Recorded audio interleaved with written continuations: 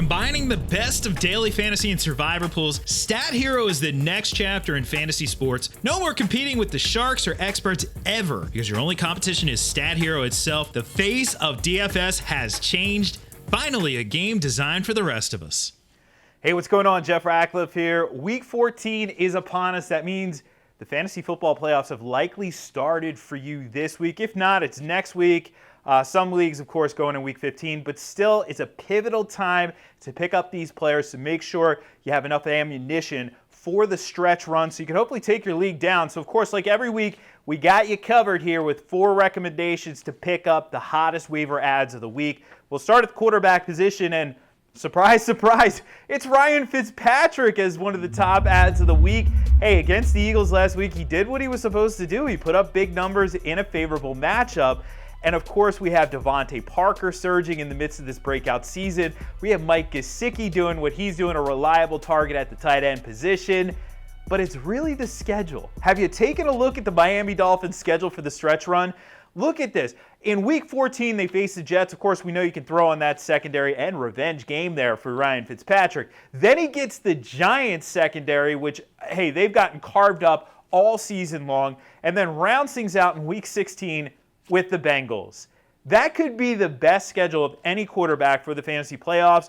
So, hey, if you have a starter, if you have Lamar Jackson, sure, you're good. You have Patrick Mahomes, you're good. You have Aaron Rodgers, you're good. But if you've been streaming all season long, then you certainly could do a whole lot worse than Ryan Fitzpatrick for the fantasy football playoffs. As crazy as it is, he's putting up decent numbers. Of course, we know he's volatile, but he is putting up decent numbers right now. All right, moving over to running back. How about Raheem Mostert? Now, this guy, if you've been around preseason fantasy football, and yes, there are lunatics like yours truly who play preseason fantasy football, Raheem Mostert has been a stud in the preseason, but he never really has taken that, translated it into the regular season. Well, that is until last week.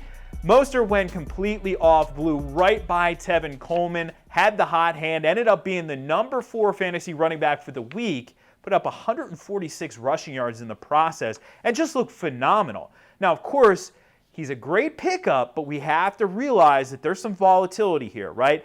We know that Tevin Coleman's still there, and we don't know if Mostert is officially ahead of him on the depth chart. We also know that Matt Breida could be back this week as well. So there's some complications there, but that doesn't mean you don't take a shot on Raheem Mostert's upside. All right, moving over to wide receiver. How about my guy, Anthony Miller? You know, sometimes it just does take a little bit of time for these preseason fantasy predictions to come to fruition. Anthony Miller is a great example of that. Loved him heading into the season, and, well, he really wasn't that great for about 2 months of the season for fantasy purposes, but he was on fire in November. Over the last 3 weeks, 30 targets for Anthony Miller. Phenomenal right there.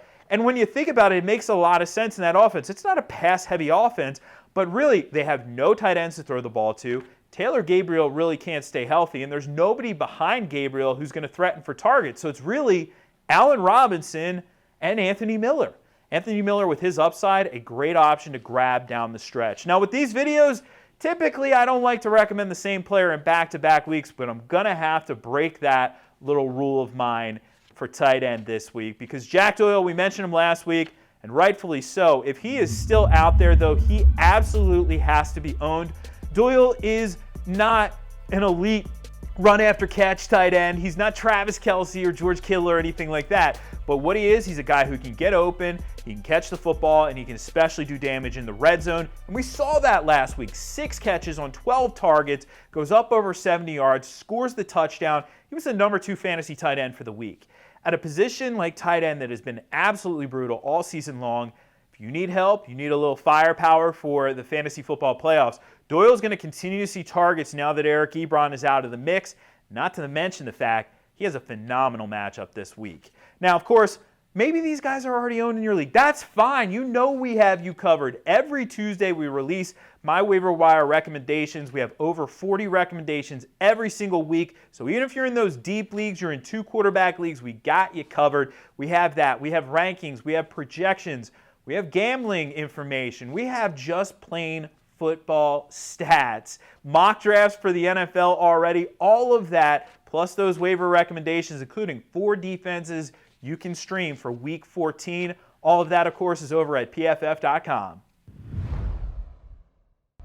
Thanks for watching the PFF YouTube channel. And if you want to subscribe, all you have to do is push the button. Don't forget everything you get. A little fantasy, push the button. A little green line for the gambling aspects of the game, push the button. College football, push the button. The YouTube channel from PFF.